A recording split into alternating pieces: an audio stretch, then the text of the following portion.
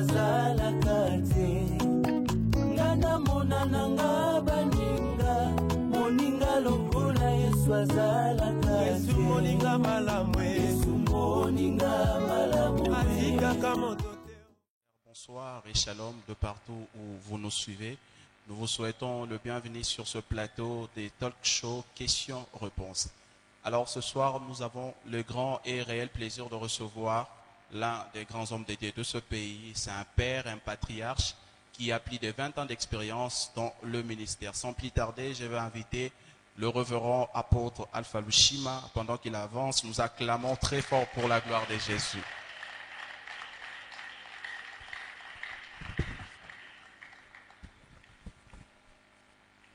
Nous vous souhaitons le bienvenu, papa. Merci beaucoup. Et surtout, merci d'avoir répondu positif à notre invitation. Merci. Sans plus tarder, ce soir, nous allons parler sur le gêne face à la distraction. Mais avant d'entrer dans le vif sujet, nous aimerions que vous nous parliez de votre parcours dans le Seigneur. Comment est-ce que vous avez reçu Jésus? Comment vous l'avez rencontré? Comment est-ce que vous vous êtes retrouvé pasteur? Parce que actuellement, lorsque quelqu'un prophétise, il parle en langue, il prie pour un malade et le malade est guéri, il s'auto-proclame directement au pasteur. Alors, pouvez-vous partager votre expérience avec les jeunes qui vous suivent en ce moment? Je dirais que moi, j'ai été surpris par le Seigneur. Ok. Sinon, s'il n'avait pas fait vite, je serais déjà mort. C'était le jour où je voulais me faire du mal que cela a commencé.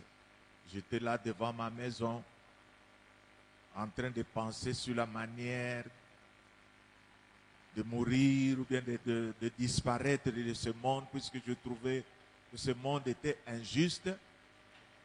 Et pendant que j'étais là en train de penser, il y a une sœur du quartier qui passait par là, qui m'a invité à la suivre au Sacré-Cœur. C'était un groupe de renouveau charismatique. Alors je l'ai suivi comme une chèvre avec une corde au cou. Et je me suis retrouvé dans un milieu où il y avait beaucoup de femmes qui priaient et qui partageaient la parole de Dieu. Pendant que j'étais là, comme un néophyte, ne sachant pas qu'est-ce que je devais faire, c'est alors qu'il y a eu une jeune femme qui a prophétisé sur moi. Et cette jeune femme, je n'oublierai jamais son nom. C'est Maman Mikiti. Est-elle en vie? Elle travaillait à la RTNC en ce moment-là. Je crois que c'était la RTNC. Et c'est elle qui dirigeait ce groupe de prière. Et quand elle m'a vu, elle a commencé à prophétiser sur moi. C'est-à-dire, moi j'ai été appelé par Dieu lui-même à travers cette parole qu'il avait mise dans la bouche de cette dame. Et cette dame m'a parlé de beaucoup de choses sur ma vie. Et elle a dit même les choses que je suis en train de voir aujourd'hui. Ces grandes églises, mes voyages à travers le monde, tout ça, il a dit dans cette prophétie. Et elle m'a fait voir que j'étais déjà choisi par Dieu et qu'il fallait que je me prépare, que je puisse enlever en moi cet esprit du manque de pardon. Et voilà, c'est ainsi que le Seigneur m'a appelé à son ministère. Ok, et je rappelle à tous ceux qui nous suivent que l'apôtre Alpha Lushima est le président et représentant légal de la communauté des églises pentecôtistes de la Victoire qui a son siège en Chili. Alors, apôtre, pouvez-vous nous parler comment est-ce que l'église pentecôtiste de la Victoire a vu le jour? L'église pentecôtiste de la Victoire a vu le jour, je dirais, si je dois rentrer un peu plus en arrière, je dirais que ce ministère, je l'avais reçu lorsque j'étais encore étudiant à l'IPEN. Pendant que j'étais encore étudiant, j'avais eu ce fardeau de vouloir réunir les étudiants dans un une cellule de prière où on devait prier chaque jeudi.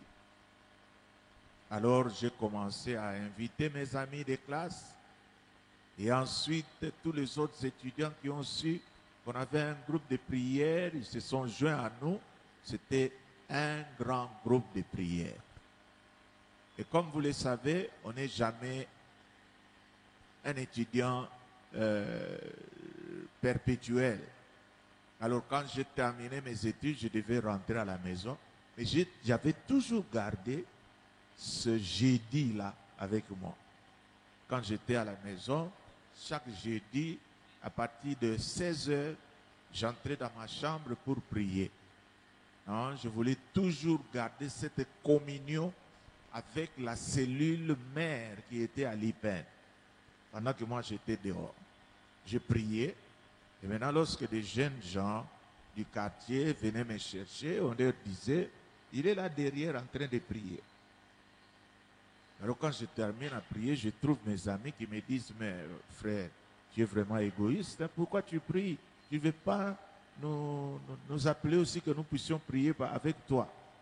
C'est ainsi que nous avons commencé ce groupe de prière d'abord dans ma chambre. Et le nombre de gens ne faisait qu'augmenter. Nous sommes sortis dans les salons. Et le nombre de gens ne faisait qu'aller en hausse. Et nous sommes sortis. C'est ainsi que le groupe de prière de Ango est né.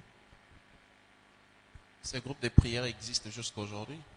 Bon, je dirais que ce groupe de prière a une autre configuration. Okay. C'est-à-dire c'est ce groupe de prière qui est l'église pentecôtiste de la victoire de Yolo.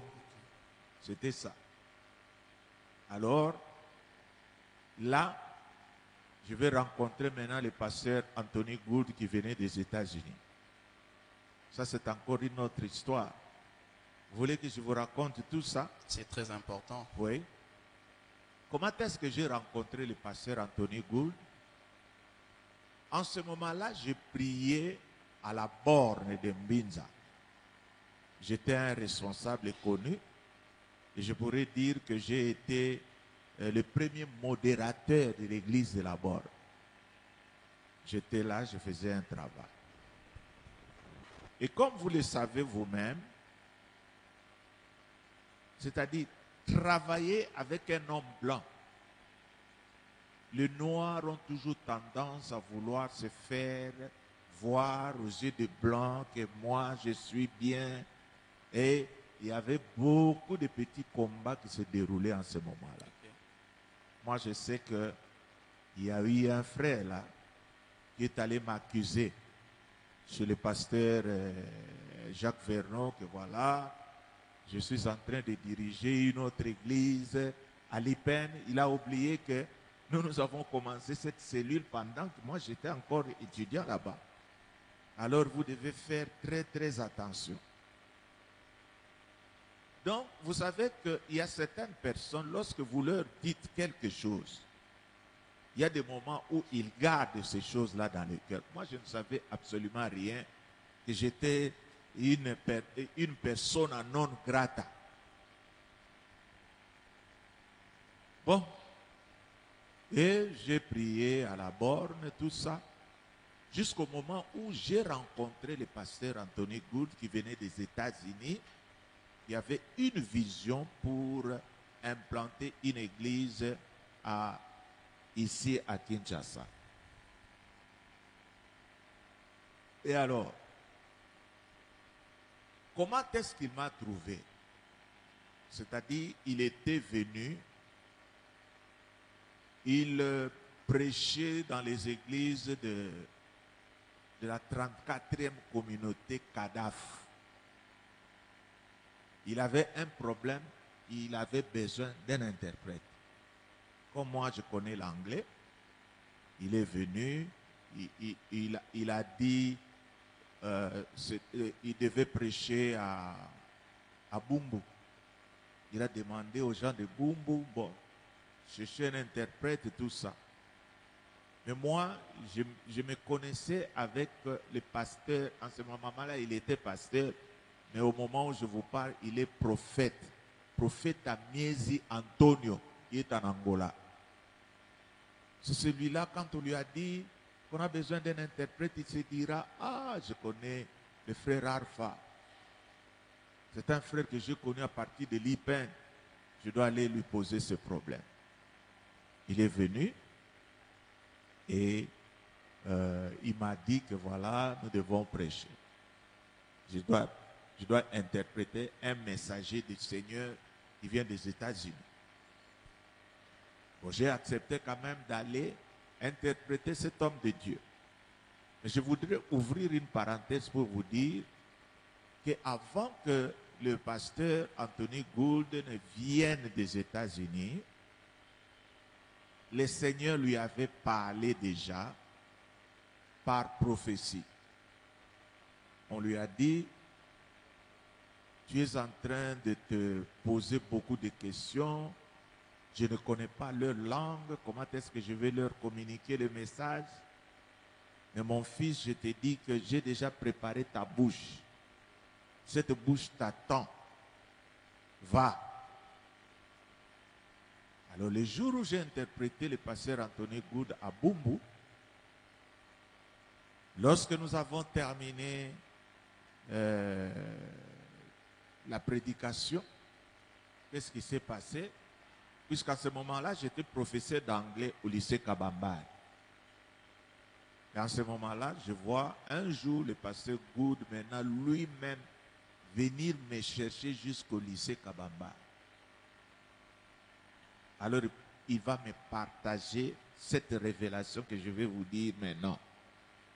Il me dira, mon frère, tu sais, avant que je ne vienne ici au Congo, mon église avait prié pour moi.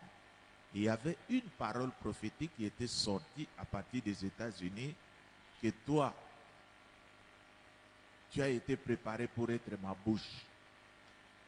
Alors le jour où tu m'as interprété à Bumbu, quand je suis rentré à la maison, le Seigneur me dira que c'était toi.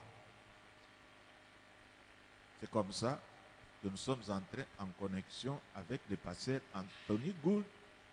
J'étais son interprète. Il y a des gens qui ont fait de cela un problème quand ils m'ont vu quitter l'église Chapelle de la Victoire de Massina.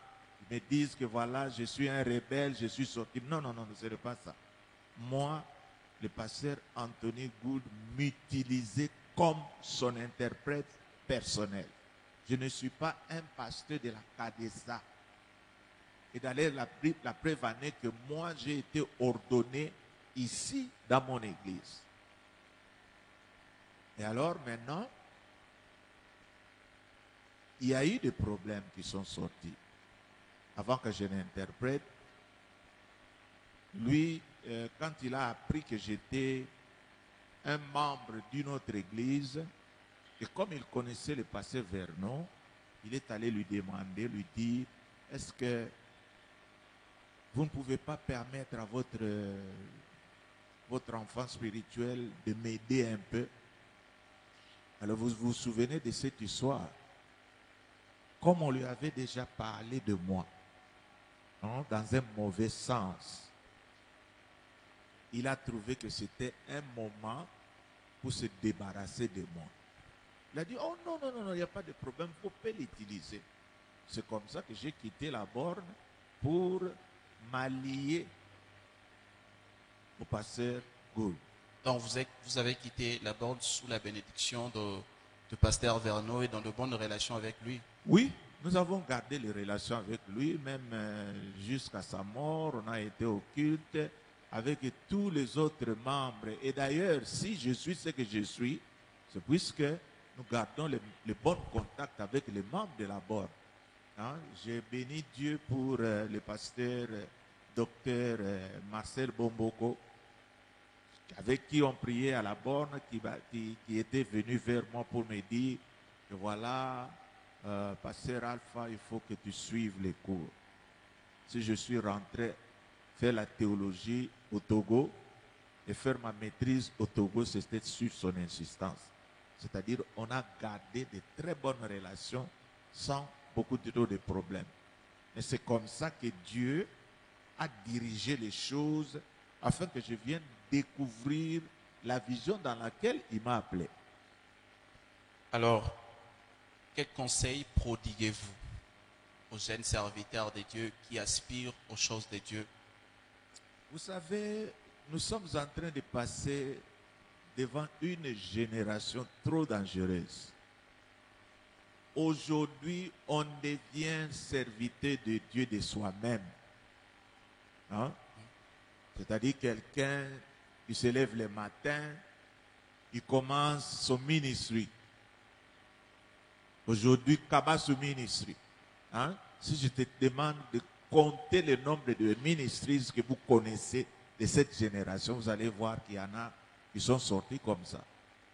Et moi, lorsque vous voyez mon histoire, j'ai été vraiment appelé.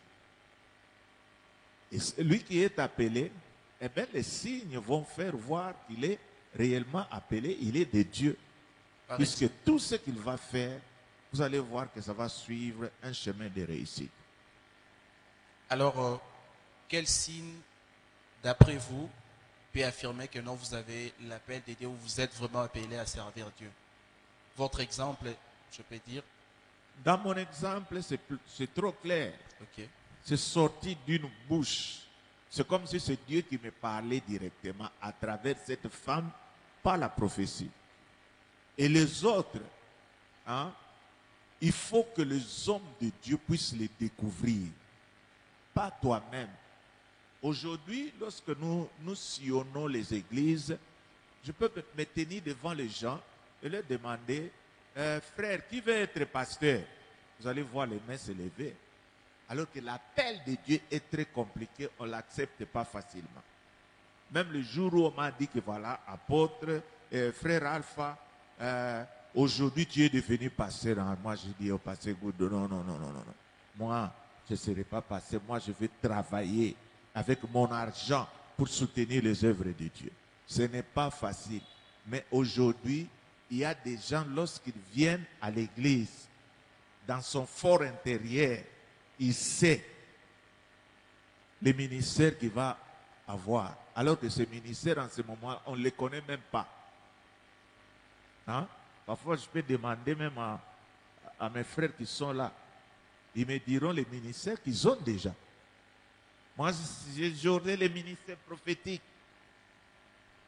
Alors aujourd'hui, ça devient trop dangereux. Envoyer quelqu'un pour évangéliser, ça devient trop dangereux.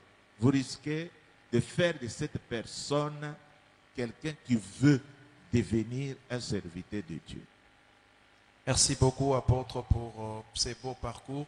Alors, nous entrons dans le sujet de la convention des jeunes victorieux que vous avez eu à tenir dans votre église. Alors, à combien estimez-vous le pourcentage de la distraction dans la jeunesse actuelle à Kinshasa, mais aussi en République démocratique du Congo en général? À 85%. C'est-à-dire, nous avons la distraction. La distraction est en train de nous guetter partout. Lorsque vous marchez, vous rencontrez la distraction dans la rue. Vous arrivez chez vous à la maison, vous rencontrez la distraction dans les quartiers. Vous allez à l'école, vous allez rencontrer la distraction partout. Et ça fait 85%. C'est pourquoi actuellement, il y a beaucoup de gens qui n'ont pas atteint leur destinée, puisqu'ils vivent dans la distraction à 85%. Alors, lors de votre intervention, ce vendredi, vous avez eu à énumérer quelques dérapages qui frappent la jeunesse actuellement. Je donne un exemple. Certains jeunes se livrent à l'homosexualité, au phénomène porte-à-porte, où les jeunes vivant à Dubaï, ils vont manger le matière fécale de millionnaires, milliardaires du Dubaï pour, en retour, avoir de l'argent, faire des voyages de luxe et tout consort. Pensez-vous que ces dérapages, le Kuluna et tout consort, la faute revient aux parents qui n'ont pas su jouer leur rôle de responsable, ou la faute revient au gouvernement suite à la mauvaise conjoncture du pays? Je peux vous dire ceci, que la cause est historique. Vous savez que la République démocratique du Congo était une colonie belge. C'est vrai qu'il y a des gens qui disent, voilà, les colonies nous ont pris comme des esclaves et tout ça. Mais je vous dirais que à l'époque coloniale, le social était en haut. C'est-à-dire, puisqu'en ce moment-là, nos parents, cet argent qu'ils touchaient, ils pouvaient faire des provisions d'un mois pour la maison, nous acheter des habits, payer les minervales et le reste, loger cet argent dans le compte de la caisse d'épargne. Alors c'est pour vous dire que nous vivions une bonne vie. Nous prenions du thé le matin et nous mangeons à midi et le soir on mangeait aussi. Hein? C'est pourquoi nos parents avaient l'autorité de nous imposer leur manière de vivre. Et en ce moment-là, l'État ne permettait pas aux enfants de moins de 18 ans de faire des divagations là. C'est-à-dire, quand vous êtes en train de sortir, on l'arrête. Et puis on l'a mené au cachot, c'était au niveau de l'Ofitra, c'était à Kingabwa. Alors quand les parents, vous voyez que votre enfant n'est pas là, on savait, là il faut aller chercher les enfants. On va, on paye l'argent. Et c'est comme ça que nous, on a été dressés. Nous, on n'a pas connu la distraction. Comme aujourd'hui, il y a les concerts. Lorsque vous allez au concert, vous voyez des jeunes petites filles là, des jeunes garçons en train de danser, tout ça. À 0h, à 1h du matin, ils sont là. Ce sont des choses qui n'existaient pas à notre temps. Alors nous avons gardé cette façon de nous conduire, même à notre état d'adulte. C'est-à-dire nous sommes des adultes bien éduqués. C'est-à-dire même moi, hein, si je dois résumer ma vie, je vous dirais que quand je sors d'ici, je vais aller à la maison, je ne vais pas aller ailleurs. Vous savez pourquoi? Puisque moi je n'étais pas été préparé à voir toutes ces histoires. Et à notre époque, il n'y avait pas de télévision. Et les gens qui avaient des télévisions avaient toujours une meute de gens qui venaient voir des télévisions, les autres à travers les fenêtres. Mais aujourd'hui, vous avez la télévision, pas n'importe quelle télévision, une télévision qui est en train de mettre toutes les antivaleurs. Vous voyez des filles qui dansent presque à moitié nues. Alors tout cela est en train d'entrer dans les mémoires des gens. Et vous allez voir même la manière dont les filles s'habillent aujourd'hui. La manière dont ils sont en train de mettre leur maquillage. Nous, on ne savait pas ces choses-là. Et si le Seigneur pouvait faire ressusciter les gens qui sont morts en 1960 et les faire vivre aujourd'hui, quand ils verront ce monde, ils se diront, non. Hein? Quand tu vois d'abord vos filles, comment elles s'habillent.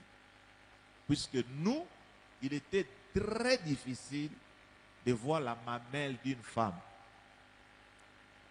Vous savez, lorsque les gens portaient leurs habits, Kingo Zero, les cuisses, on ne les voit pas.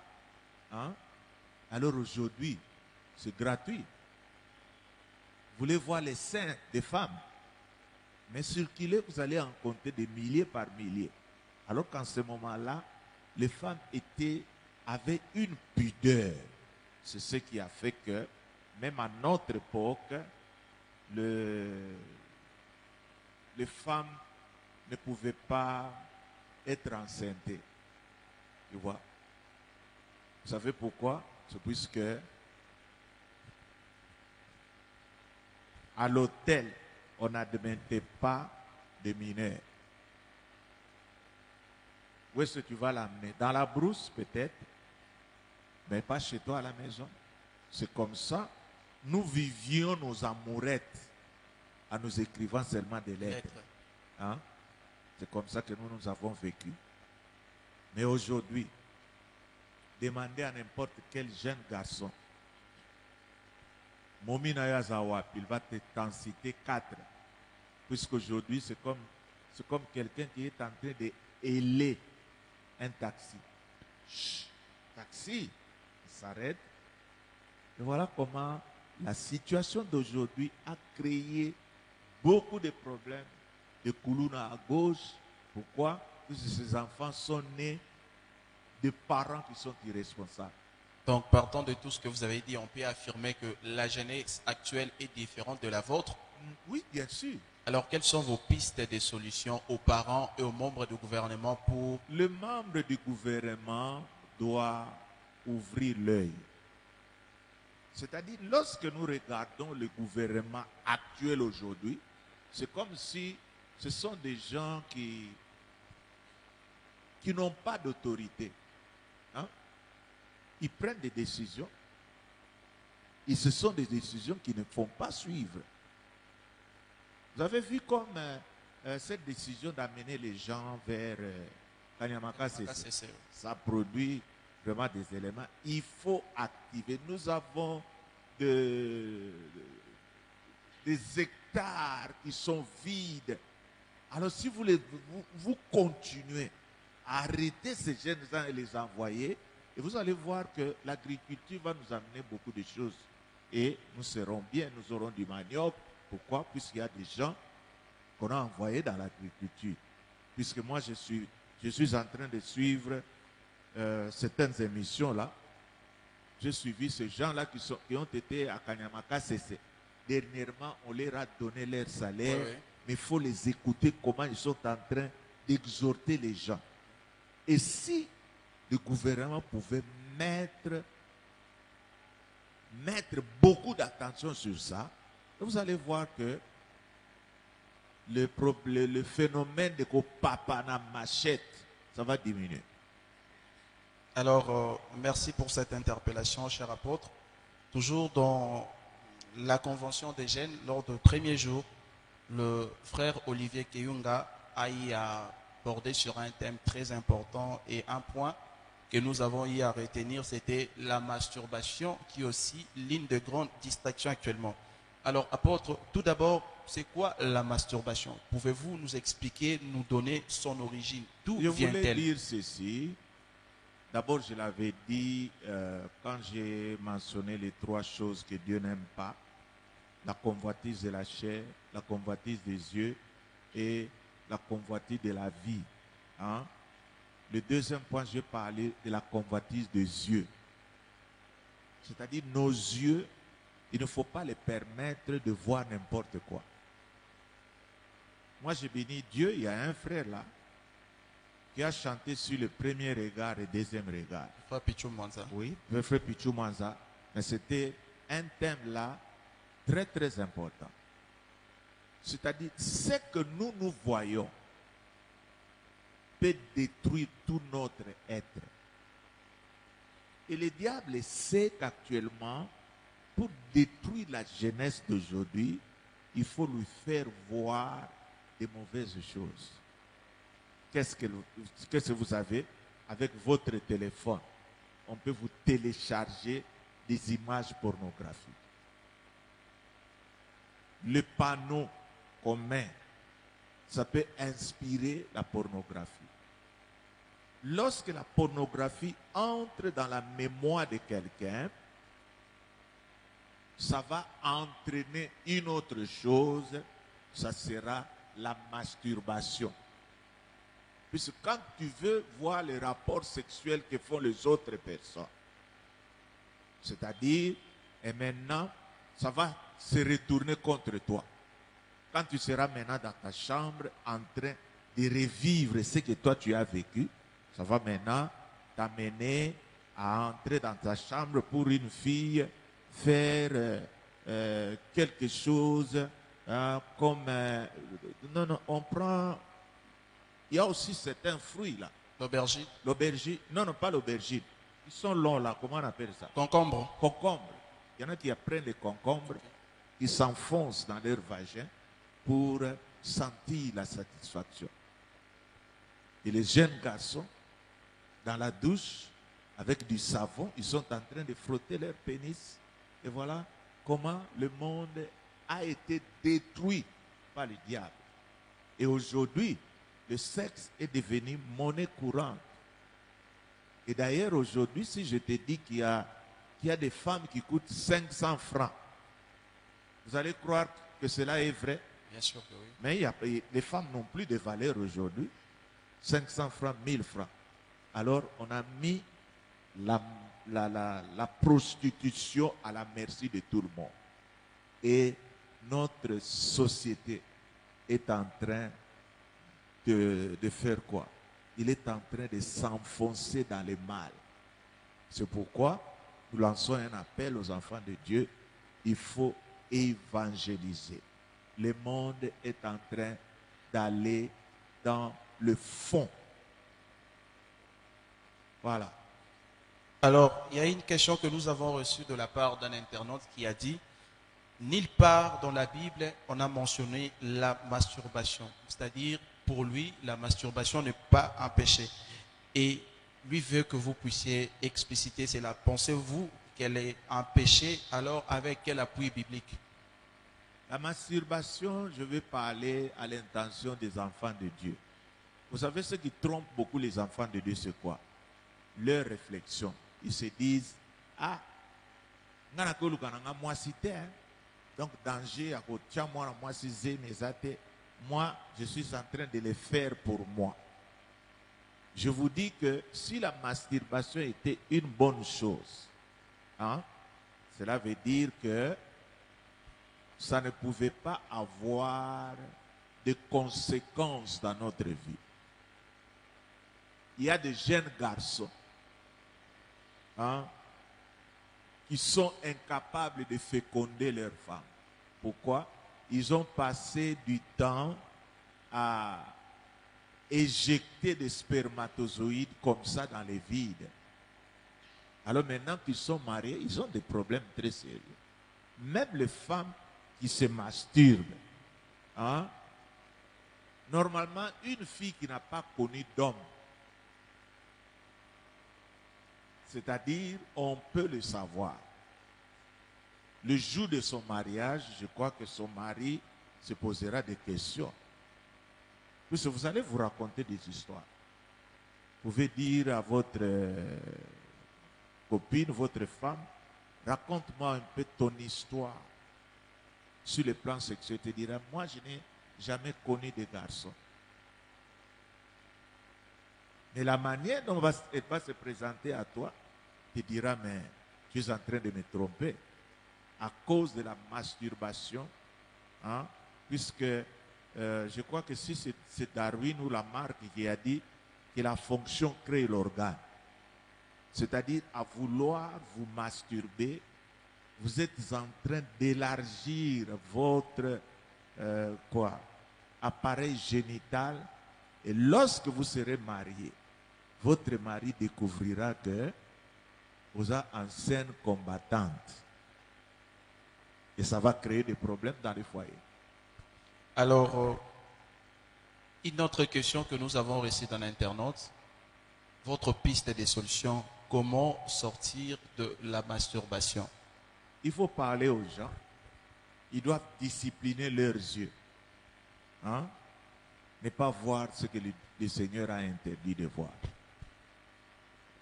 Alors vous serez serein. Même si vous vous retrouvez avec des filles mal habillées, ça ne va rien te faire. Ouais. Et le deuxième jour de la même convention, nous avons été bénis par le pasteur Esther Mihimi, qui nous a parlé de comment développer son intimité avec Dieu. Donc c'est un message très fort et très puissant. Alors, d'après vous, apôtre, qu'est-ce que l'intimité avec Dieu? Cela veut dire quoi? L'intimité avec Dieu, c'est-à-dire faire avec Dieu une certaine habitude. Hein? C'est-à-dire avoir le temps de parler avec Dieu de temps en temps. Vous créez une intimité. Vous êtes devenus des amis intimes. Vous êtes trop rapprochés l'un de l'autre. C'est ça. Alors, pourquoi devons-nous avoir cette intimité avec Dieu? Les avantages et les désavantages de l'intimité avec Dieu. Quand je dis que la distraction est à 85%, c'est-à-dire la meilleure manière de lutter contre la distraction, c'est d'avoir une grande intimité avec son Dieu. C'est-à-dire pendant que si nous avons sur 24 heures, vous passez 20 heures avec Dieu, la distraction n'aura pas de place de s'interposer. Alors, nous devons marcher avec notre Dieu, parler avec lui, attendre qu'il nous donne ses directives. Alors, il y a certains enfants de Dieu qui arrivent même à passer toute une semaine sans pour autant passer du temps ensemble avec Dieu. Alors, d'après vous, quelles sont les causes ou raisons qui poussent certains jeunes à ne pas avoir une intimité avec Dieu? Les réseaux sociaux. Les réseaux sociaux sont tentés de nous voler certaines bonnes choses. Les réseaux sociaux sont tentés de doter la vie de prière dans les vies des enfants de Dieu. Et lorsque ta vie de prière est ôtée, tu seras surpris qu'un jour tu es là, tu as fait toute une journée, tu n'as pas prié.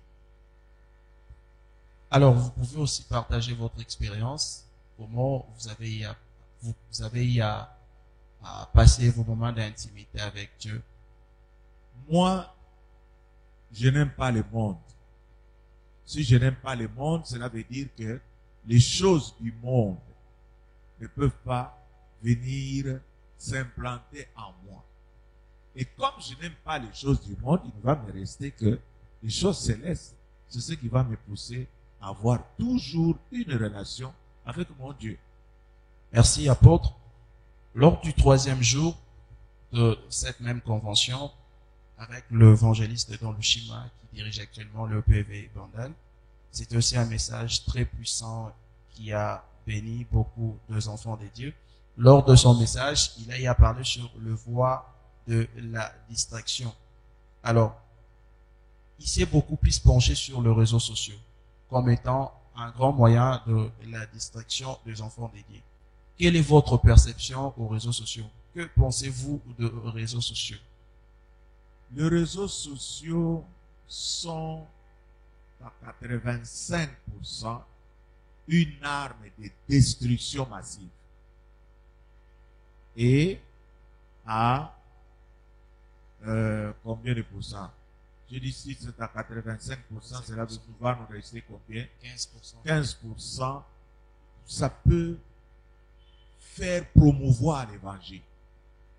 Si nous utilisons les réseaux sociaux pour répandre l'évangile, alors là, les réseaux sociaux, nous pouvons dire qu'ils sont positifs.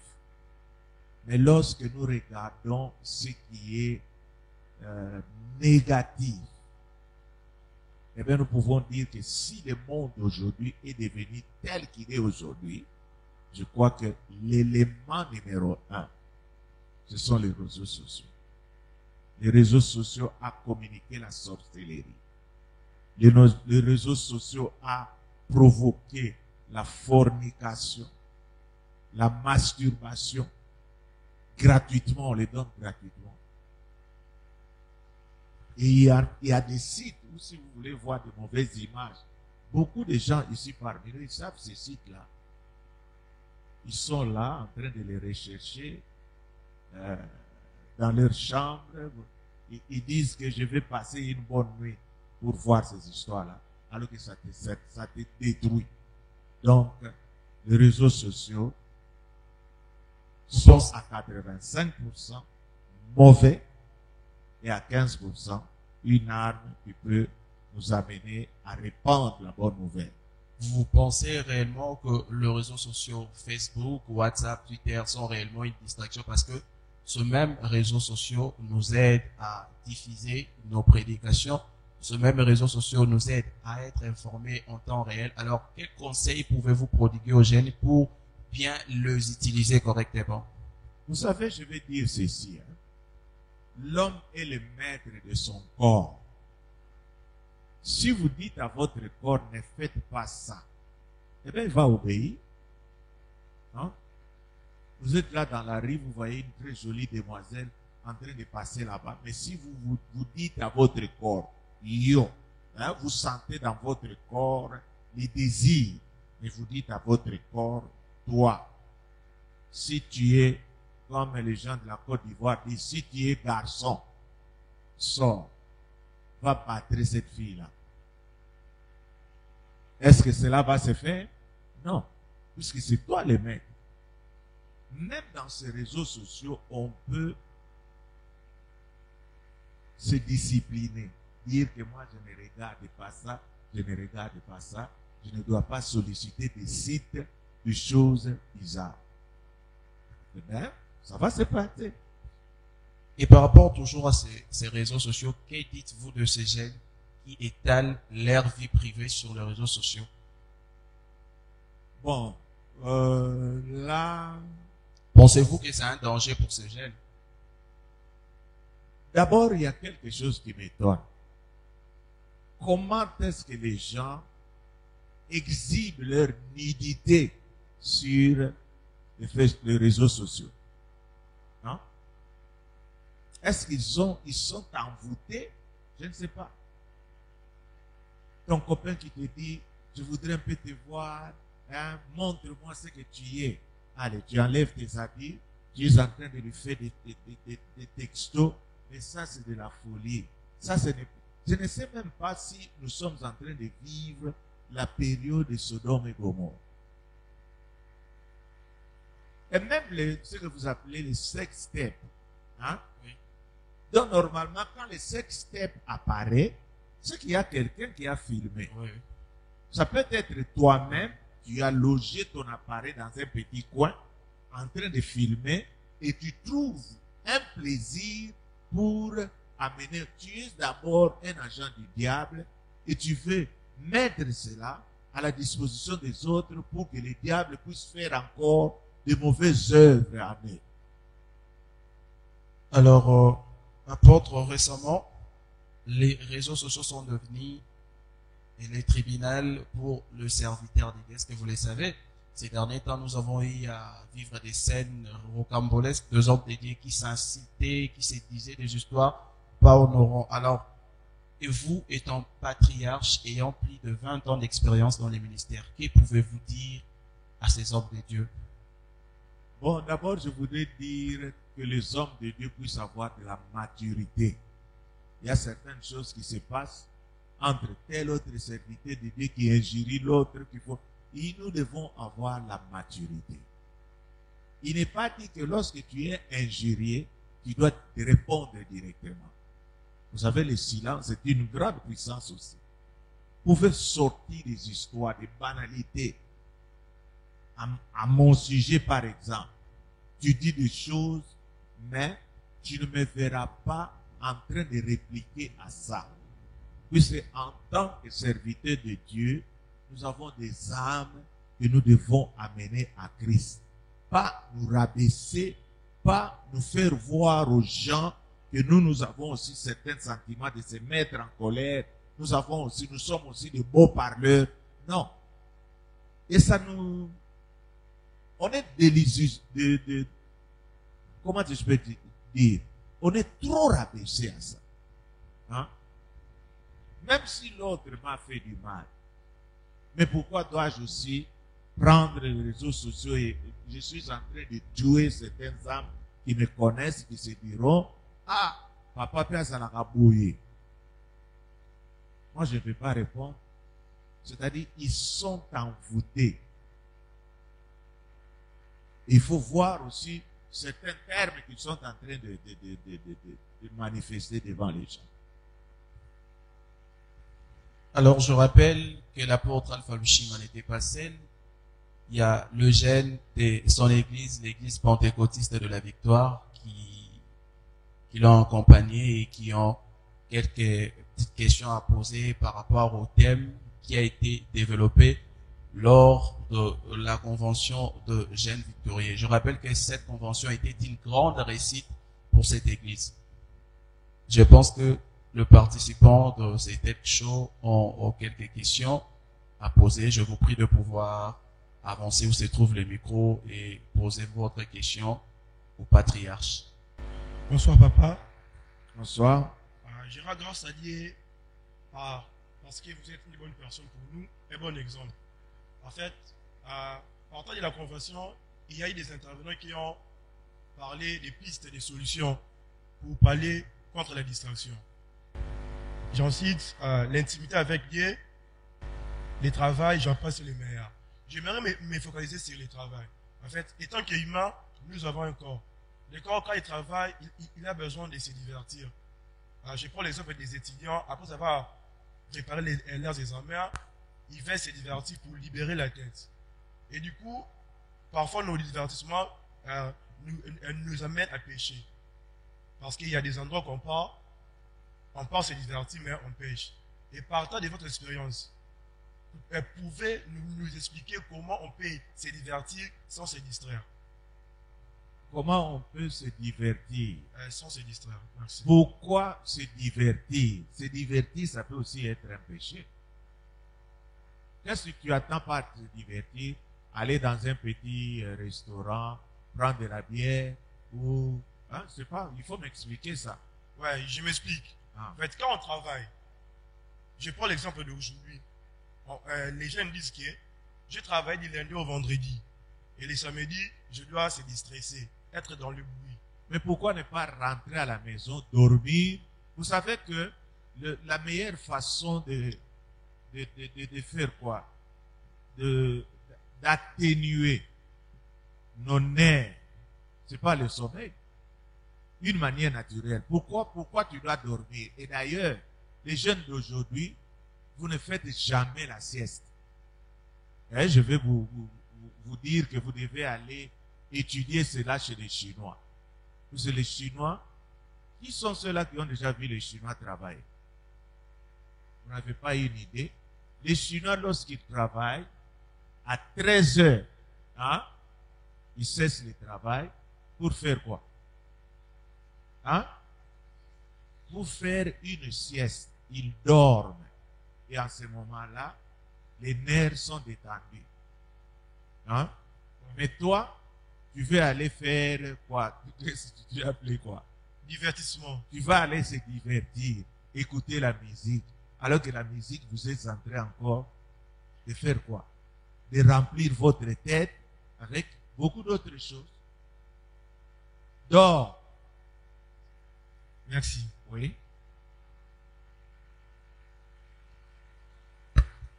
On peut l'applaudir. Le prochain.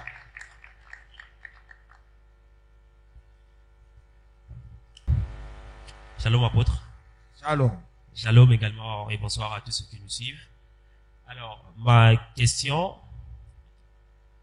est la suivante. Le premier jour de la convention, l'orateur qui nous avait prêché a défini, selon lui, la distraction comme étant le fait de se détourner de l'essentiel. Alors, moi, ma question se dirige beaucoup plus vers vous, en ce sens qu'au-delà, au regard de votre expérience, tant dans la vie que dans les ministères, que pensez-vous, ou soit, que peut être l'essentiel pour un jeune? Donc, c'est cela ma question. Ce qui est essentiel, c'est ce qui fait du bien à la personne. C'est ça qui doit être notre priorité. Je prends un exemple de quelqu'un qui fait ses études. Qu'est-ce qui est essentiel pour cette personne? C'est de vouloir faire ses études et les terminer. Alors il y aura aussi certaines choses qui vont se présenter dans son chemin qui va les tenter à vouloir faire. Mais comme ce n'est pas essentiel, il doit les mettre de côté. Ce qui est essentiel, c'est comme un train qui est sur les rails. Un train qui est sur les rails ne peut avancer que sur les rails. En dehors du rail, il se déraille. Ce qui est essentiel, tu dois d'abord voir là où tu vas. Et le chemin qui t'amène vers là, c'est ça ce qui est essentiel pour toi. Nous devons avoir des priorités dans notre vie. Tout ce qui est en train de combattre notre priorité, il faut le foutre dehors. Voilà. On peut l'applaudir. La prochaine question. Shalom papa. Shalom. Je disais, je suis Makessa Emilor. Et ce soir, j'avoue que j'ai retenu une leçon très constructive par rapport à tout ce que vous avez dit. Alors, ma question est de savoir, permettez-moi de lire, par rapport au thème, le jeune face à la distraction. Bien avant que vous soyez grand homme de Dieu que vous êtes aujourd'hui, vous avez été jeune comme nous tous. Alors, j'aimerais savoir comment avez-vous aussi fait face à ces distractions. C'est vrai que ces distractions ne sont peut-être pas semblables à celles que nous vivons aujourd'hui, mais avez-vous aussi fait face aux distractions? Si oui, comment avez-vous fait pour remédier à cela? Merci. Bon, je vais vous dire d'abord les distractions qui nous tentaient à notre période, là, pendant que j'étais encore païen. C'était la bière et c'était des femmes. Lorsqu'on a reçu la parole de Dieu, la première des choses que les gens qui nous ont prêché la parole de Dieu, que moi que je qualifie d'extrémistes, qu'est-ce qu'ils nous disaient? Petit, comme tu as donné la vie à Jésus-Christ, tu dois quitter la vie de péché. Ils nous ont forcés à aller détruire toutes les alliances qu'on avait. Ils te diront, petit, va trouver ta copine. Dis-lui qu'à partir d'aujourd'hui, à bout, il y a. Et c'est ce que nous avons fait. Nous sommes allés prêcher à nos copines. Nous avons regroupé les gens avec qui on prenait de la bière. Nous avons témoigné devant eux que la bière que nous avons bu hier, c'est la toute dernière dans notre vie. Et nous avons pris la décision. Nous sommes sortis de la distraction jusqu'aujourd'hui. On l'applaudit. La prochaine question.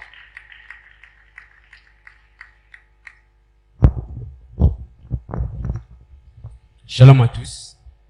Shalom apôtre. Shalom. Papa, moi, ma question s'épanche sur la masturbation. Ma préoccupation est la voici. Que conseilleriez-vous lorsque une personne vivant continuellement dans la masturbation, est-ce c'est une responsabilité personnelle ou une influence diabolique? C'est une influence diabolique.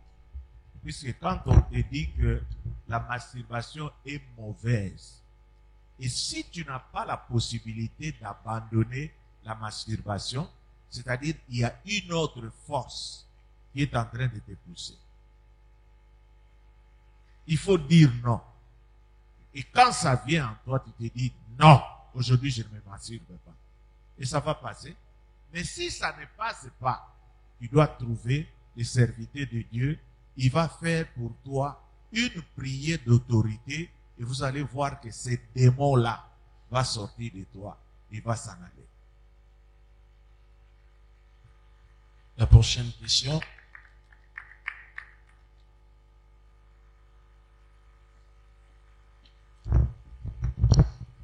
Shalom Église. Shalom.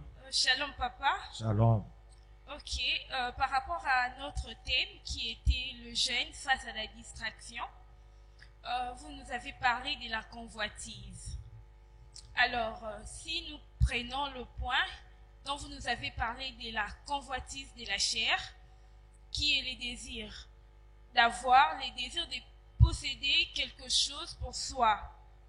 Alors, apôtres, étant des jeunes, nous avons des objectifs, nous aimerions avoir deux choses comme autres, avoir de véhicules, de maisons. Ce sont des choses de la terre, parce que la Bible nous dit de ne pas aimer le monde. Et les choses qui sont dans le monde, c'est lui qui aime le monde. Donc, on ne peut pas aimer le monde et aimer Dieu en même temps. Donc, si tu aimes Dieu, soit tu aimes Dieu, soit tu aimes le monde. Alors, par rapport à cela, est-ce que c'est mal d'aimer ou de désirer les choses qui sont dans le monde? Parce que le monde, quand on voit le monde, c'est un concept qui est concret. C'est pas un concept abstrait. Alors, que pouvez-vous nous conseiller par rapport à cela? Merci. Ok, je vais dire ceci. Moi, quand je vous ai dit, il ne faut pas aimer le monde. Hein? Je ne vous ai pas dit qu'avoir une voiture, c'est mauvais. Hein? D'abord, voyons un peu. Avoir une voiture, c'est quelque chose de bien. Oui, pour les transports, n'est-ce pas? Moi, je serai à l'aise quand je vais rentrer à la maison. J'entre dans ma voiture, on m'amène, au lieu d'aller à l'arrêt du bus, attendre le bus et tout ça.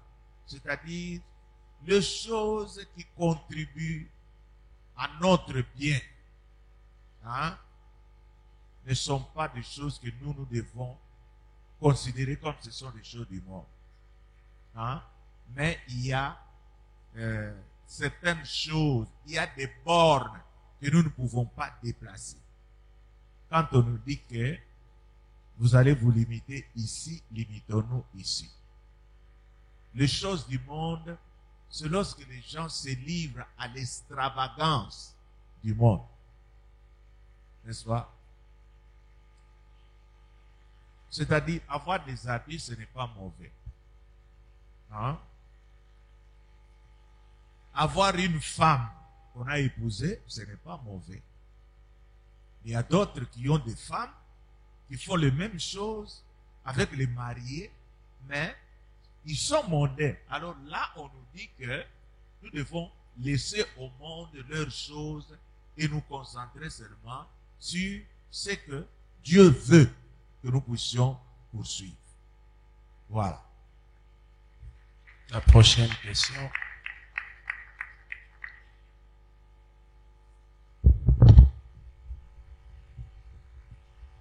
Bonsoir Église.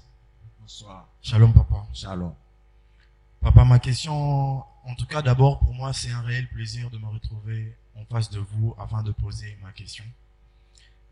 J'aimerais savoir Papa, est-ce qu'il existe-t-il des bonnes distractions? Si oui, quelles sont ces bonnes distractions pour nous les jeunes d'aujourd'hui? Et la deuxième question, est-ce que les séries télévisées, genre la telenovelas, est une mauvaise distraction pour la jeunesse d'aujourd'hui? Merci. Bon, je dirais qu'il y a des bonnes distractions. Hein? Je pourrais citer faire la natation, par exemple. C'est une très bonne distraction.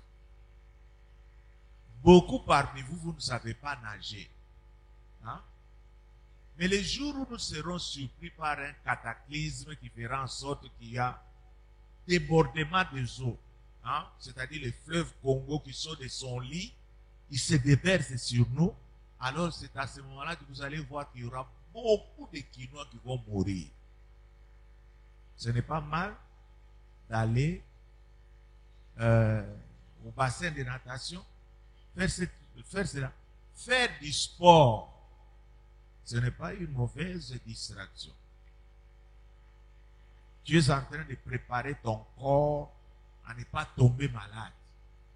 Vous savez que beaucoup parmi vous, courir, il y a des gens qui vont te poser des questions. Alors que courir, ça fait du bien au corps. Ce sont de très bonnes distractions. Hein? Et la dernière, c'était quoi?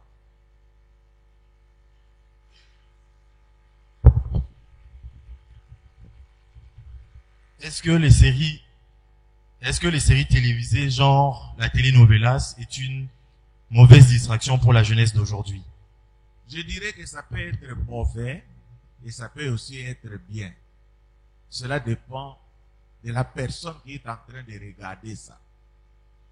Il y en a qui regardent cette série avec un œil spirituel. Vous savez que ce sont des séries qui peuvent nous donner aussi des leçons spirituelles. Leur conclusion, par exemple, ça peut t'éduquer. Mais ce qui n'est pas mauvais, ce qui est mauvais, ce sont des images. Il y a certaines images que certains corps qui ne sont pas sensibles ne peuvent pas voir. Ça peut leur donner l'idée de vouloir faire ce qu'ils ont vu dans les films. Moi, quand je regarde le thème qui est dégagé là, je crois que j'ai toujours l'habitude de retenir une leçon spirituelle. Mais, ce qui est négatif, c'est quoi? C'est-à-dire vouloir regarder. Je dirais que ces films-là peuvent te capter pour ne pas te permettre de faire des choses spirituelles. Pendant que tu es en train de regarder ce film, si je viens chez toi à la maison, je dis, frère, allons un peu prier. Quelle sera ta réaction? Te diras-tu, bon, allons? Ou encore tu diras, frère, attends un peu que ce film se termine. En ce moment-là, tu es coincé. Mais si tu es libre d'abandonner ce film quand tu veux, ça pose pas beaucoup de problèmes. Mais, en principe, je dirais, si je dois vous donner un conseil qui est bon, c'est-à-dire donner la priorité aux choses spirituelles. Après avoir fait des choses spirituelles, vous pouvez vous mettre sur votre divan en train de regarder les films. Moi, je ne suis pas, comment je peux dire, je ne suis pas trop catégorique pour dire dans cette église, puisqu'il y a des gens qui font prendre ce genre de décisions. Il dit à l'église, allez, moi je connais certaines églises, ils n'ont pas de télévision. Je dis, si vous n'avez pas de télévision, vous êtes sous-informés. Amen. Nous devons un peu être balancés. La prochaine question.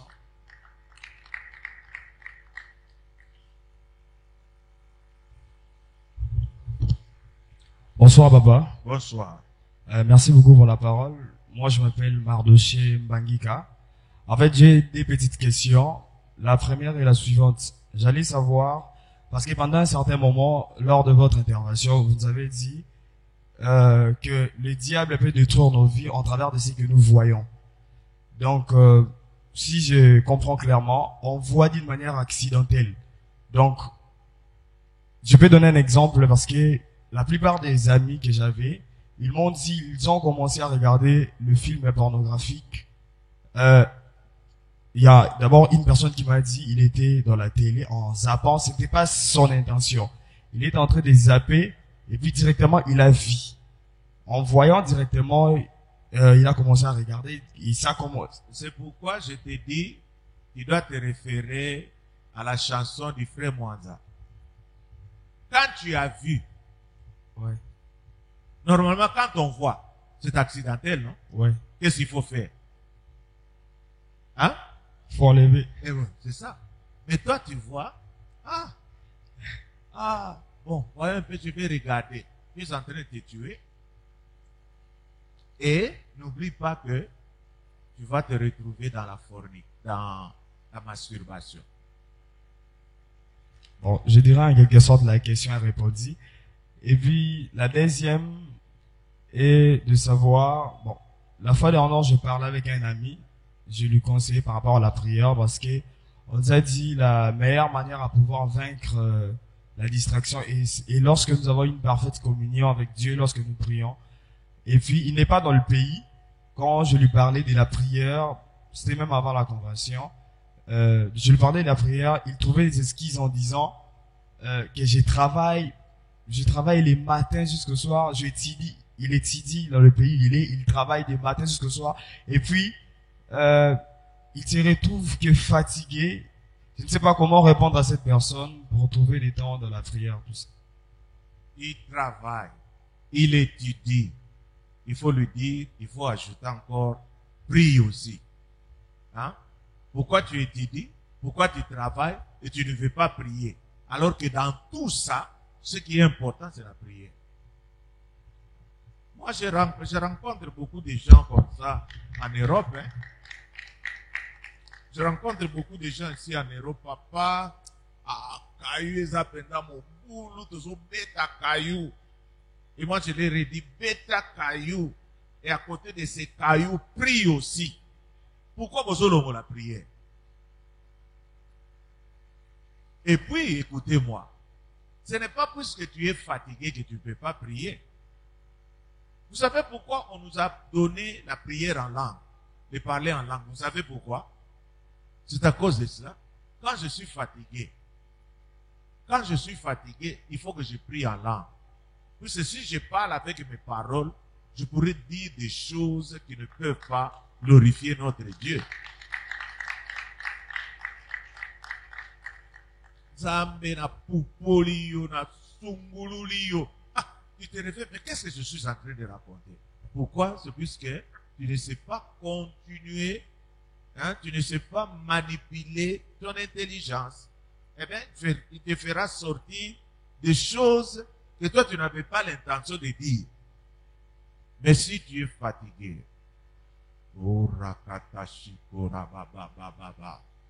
nous dit que qu'est-ce que l'esprit fait? Intercède en notre faveur. Pas intercéder seulement, mais l'esprit nous. Hein? C'est-à-dire, si tu es fatigué, si tu parles en langue, l'esprit va te fortifier. Et tu seras étonné. Maintenant que tu es fortifié, tu vas commencer maintenant à prier avec tes paroles.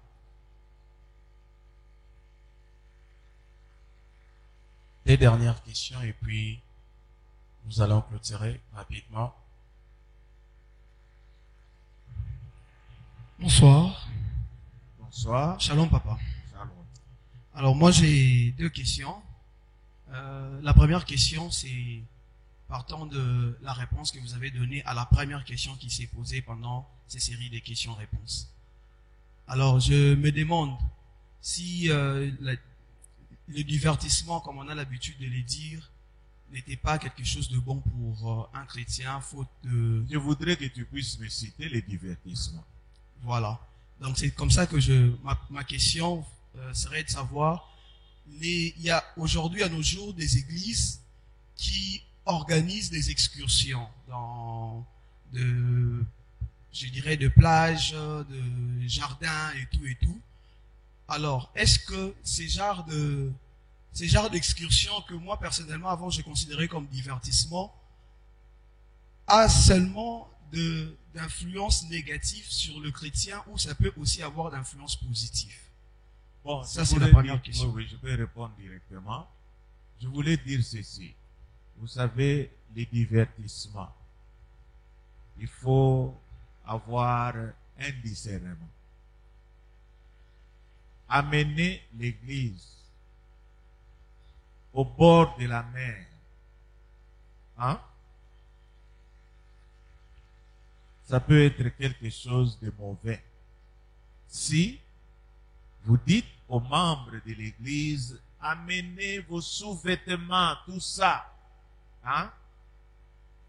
Et d'ailleurs, je dois vous dire ceci. Il y a beaucoup de gens qui peuvent me poser la question, mais pas mindere basa la Cambodge. Mais non, nous n'avons pas la même culture. Hein? La nudité de l'Africaine n'est pas comme la nudité d'une Européenne. Hein? c'est-à-dire un frère en Christ ou une sœur en Christ, il faut y que nous ne pouvons pas paraître devant les gens dans la tenue oyo, les gens qui glorifient Nzambe. Bikini, monokini, nous pouvons aller à la plage, humer l'air, ou encore dans nos vêtements, mettre nos pieds dans l'eau, et c'est tout, rentrer. Hein? Vous voyez comment certaines distractions ont été déviées par le diable. C'est-à-dire, quand nous faisons la marche de santé, hein? Moi, il y a des moments où je regarde les gens qui font la marche de santé. Je remarque quoi? Qu'est-ce que je remarque très souvent? Vous voyez que vous sortez en groupe. Mais vous allez remarquer que ce groupe-là va se transformer en groupe de 2 à 2. Ça sera un homme et une femme. De quoi est-ce que vous êtes en train de parler pendant que vous êtes en train de marcher? Ça, ce n'est pas une bonne distraction. Puisque il va rencontrer son copain là-bas et celui-ci avec sa bouteille, l'autre avec sa bouteille,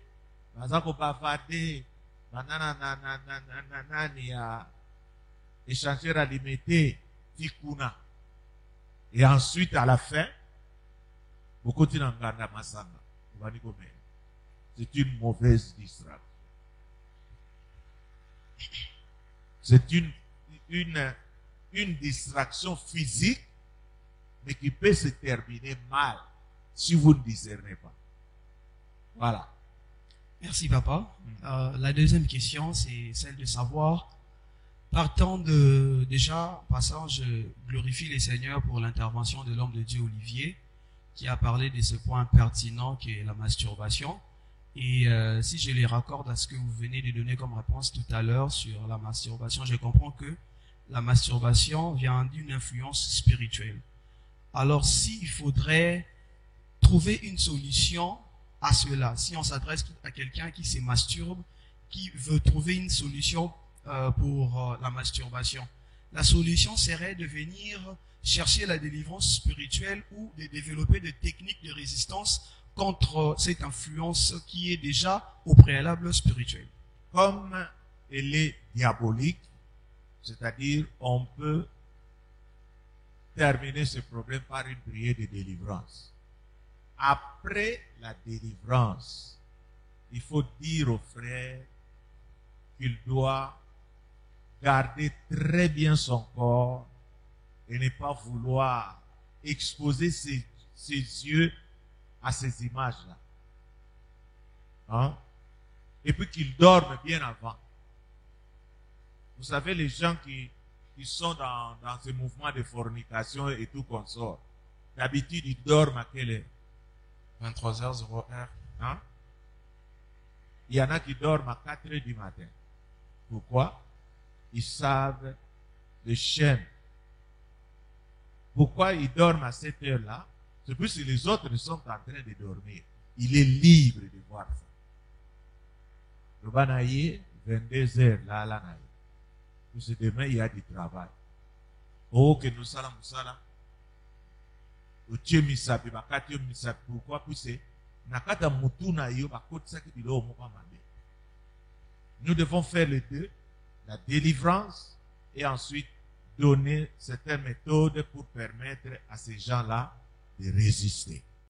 Merci mes frères et sœurs pour ce temps que vous avez pris à me suivre et je suis très content de ces questions que vous m'avez posées et ça nous donne aussi le temps de vouloir un peu méditer sur la matière que nous devons vous donner quand nous nous tenons devant vous pour vous prêcher. Vraiment, que le Seigneur vous bénisse. Merci beaucoup, cher apôtre.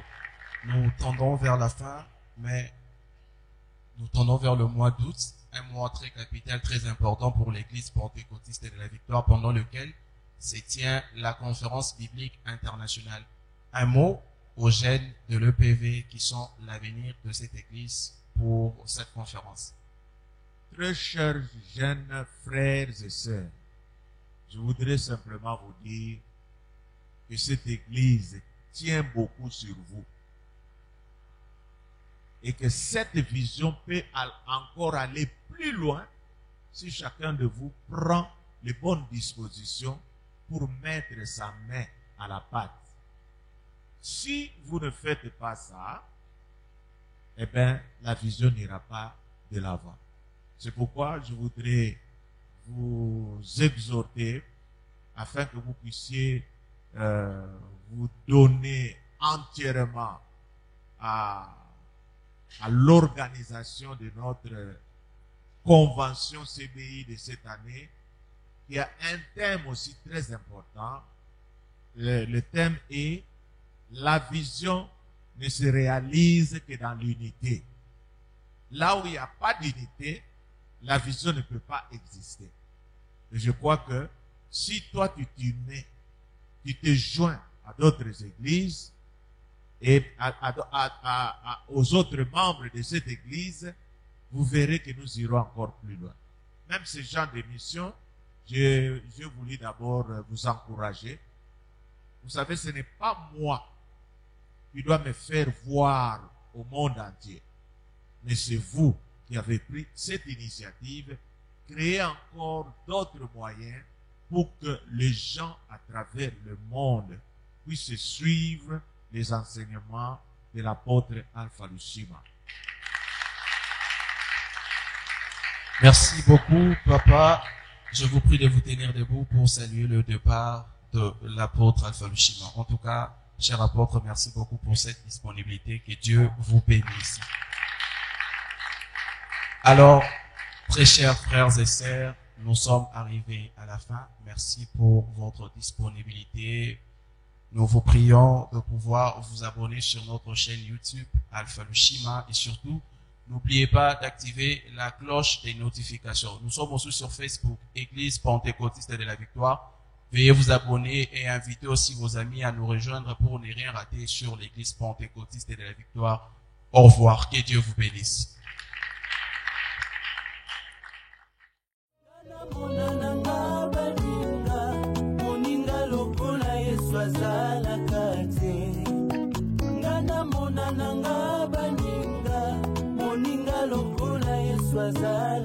Yesu moninga malamu, Yesu moninga malamu, atika kamoto.